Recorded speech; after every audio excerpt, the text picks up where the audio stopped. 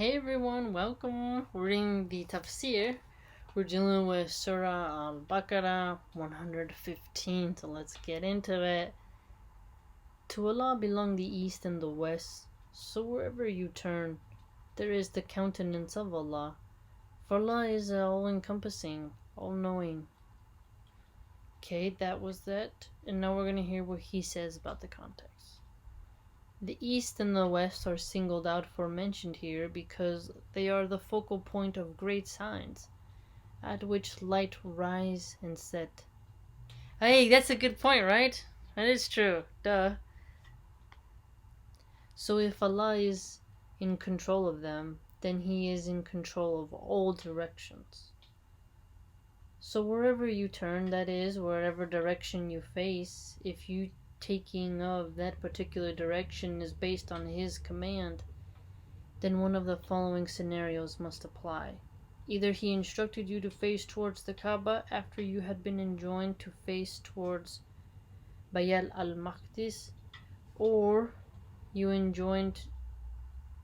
are enjoined to pray whilst traveling on your mounts, and the like, in which case the Qibla is whatever direction a person is facing. Or an individual was confused about the Qibla and tried his best to work it out and pray in that direction. Then he found out that he had got it wrong, or he excused because he was being subjected to corporal punishment, or he is sick and the like. Wow, okay, so facing towards the direction it's important. So God is in control of all directions. That's an interesting way to put it, right? So the east and the west signs, or the rising and the settings, great focal point, in control of everything. Yet where do you point when you pray? Face the Qibla. Okay. In all of these cases, the individual is either excused or is given particular instructions.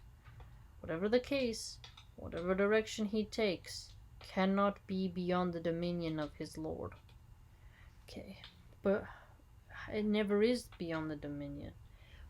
But it's like just to let you know that no matter where you go, there is the countenance of Allah.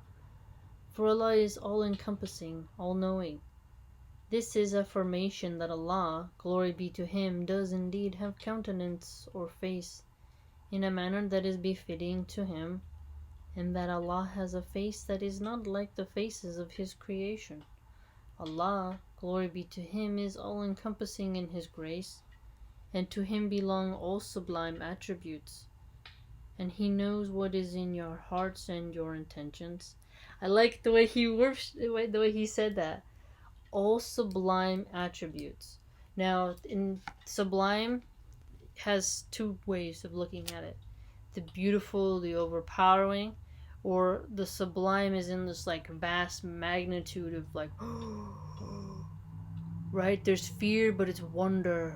Be like Niagara Falls, right? You know, Niagara Falls is just overwhelming water, like it's just roaring, and like if somebody push you in there, it's like nothing you can do. Bye. You know, it's like it's just and even though you're close to it, you look at the beauty of it, you're overpowered, and you're like standing on the fence and you're holding it and you're like, I'm safe, but it's so beautiful, and you're right there to death, right? It's like that.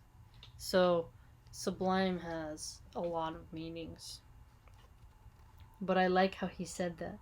All sublime, so every degree of magnitude in every single context, all encompassing in His grace, all encompassing, you know, it's like not gonna be anything overlooked. Okay, now we're into 116 to 117. They say, Allah has taken unto Himself a son, glory be to Him, nay, to Him belongs all that is in the heavens and on earth. Everything is subservient unto Him. So everything being subservient to God, which we know. He is the originator of the heavens and the earth. When He decrees a matter, He merely says to it, be, and it is. Yes, right? So that's when people are like, he didn't have to. See, this is very interesting because this is a very cool point for me.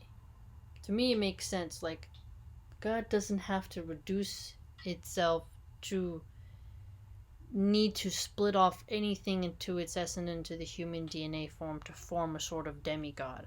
Nor does he have to take on the shape of a human in order to talk to humans, right? Yet, there's others who say, oh no, well, like, let's say with Krishna, oh, something is, it, it can shapeshift, it can manifest in many different things, right? In number, like, just endless carbon copies of itself, just endlessly going on and on.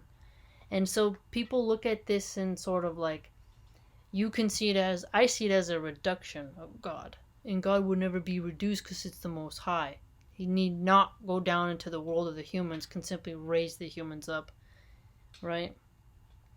Doesn't need to share in the glory of like having picked this woman and then for intimacy, because it's like the way in which it's worded, it's people, you know, get offended, or like God picking a married woman or something like that. Some of them think it depends on how you see the relationship of Joseph, God, and then Mary, and then, you know, there's a lot of different angles you can take on it, just philosophically, right? But for me, it's like, if with Adam, he can tell Adam be, he could do the same with Jesus. Just here, your virgin woman gets pregnant. There you go. It's a very easy thing to do.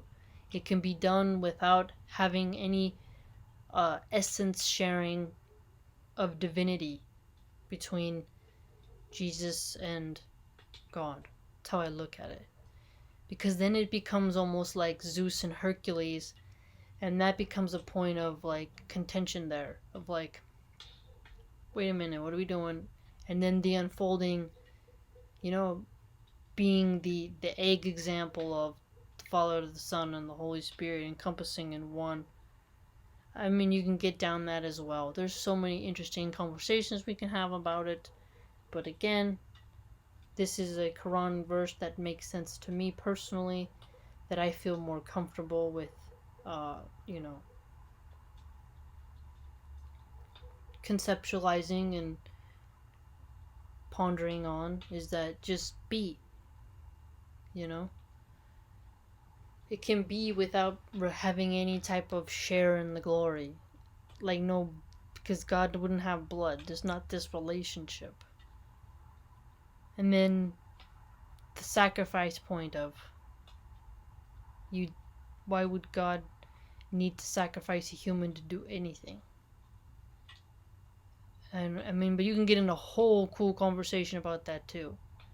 But the Muslims believing in their theology, right, in the theology, that Jesus, you know, spoke as an infant, is something that you could say, huh, this is a difference, this is difference. And then you get into why Mary followed a star. You can go all kinds of ways.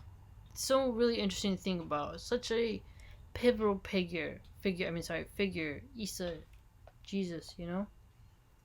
But this is a Quran verse that I really agreed with, that I was like, makes sense in my brain.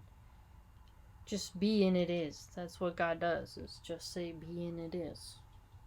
Right? Because the Son is a reduction. I don't know. It could be a mercy. Some see it as a mercy, right? It's a sharing in the pains of this world, like how a soldier sacrifices maybe his son who's next in line in the field. Some, you know, there's some psychology there that I bet you could dig into about the whole angle of it. But again, crucified saviors is there was been 16 total in theological history, where different people believe that somebody was crucified, rose from the dead, and then you get into the astrologers. But Islam cuts that out entirely, because it says, no, it just says be and it is. It's none of that. Do you see what I mean? That's what I like about Islam. It's just right to the point. You know, there is no need for certain elements that I've seen in others, but we can discuss it.